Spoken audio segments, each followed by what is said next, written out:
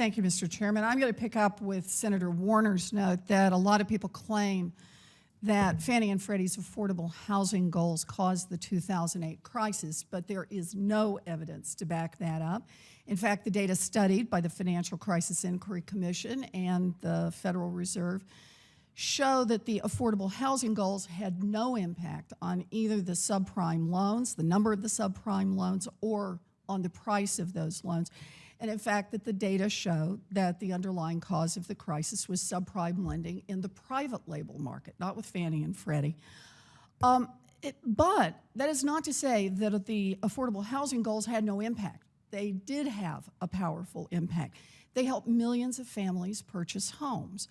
According to data from Fannie and Freddie, from 2002 to 2007, between 6 million and 12 million families each year benefited from the affordable housing goals. That's millions of creditworthy, lower income or rural families that are building up savings even today, thanks to those goals.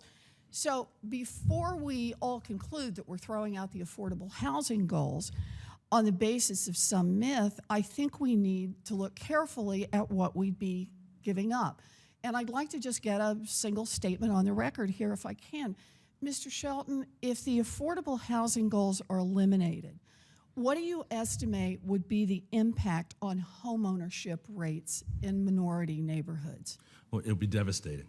So quite frankly, we've depended on that kind of support for years and years to make sure that we have access. You've seen what happened with the housing crisis. Over 52% of African Americans lost their homes. They lost all their wealth and everything else. It was so important to looking at the future and everything that we do with our homes, from educating our children to planning for our retirement. Thank you. And Dr. Crowley, can I ask you, would eliminating affordable housing goals, could you describe the impact on rural communities? Oh, well, I think that would be, it would be horrible because rural communities are where lenders are not likely to go unless there is some encouragement, incentive requirement that they go there. I think that this committee would really needs to look at making sure that whatever is passed has something that holds the system accountable for getting lending into every single geography, and that means we're talking about inner cities, but we're also talking about the most remote parts of the country.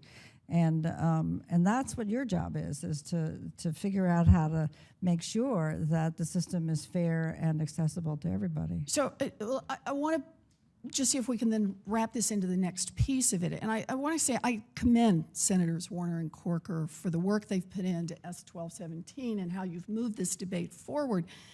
But I'm concerned about S-1217's elimination of the affordable housing goals. And we've all been talking about the strip of 5 to 10 basis points on the government-backed securities for the Housing Trust Fund. And I think the estimate is it would be produce about $2.5 to about $5 billion annually is the estimate. But the question I want to ask, Dr. Crowley, in your views, will $5 billion a year substitute for the benefits that the affordable housing goals provide for lower income and rural communities? No way. No way. And let me just say that the affordable housing goals, which are very important, they did not reach poor people. And so the Housing Trust Fund is the reason that we established that is so that we did in fact have a way to not only to come up with a dedicated revenue source to get to rental housing for extremely poor people. And we'd like a good portion of that to have to $5 million to go to the Housing Trust Fund, which is not going to do the kinds of things that we need to do to create access to home ownership for middle-income families. Good. So the point I just think I wanted to make sure that we're all clear on, one is not a substitute for the other. No. And we have got to look at both of these independently.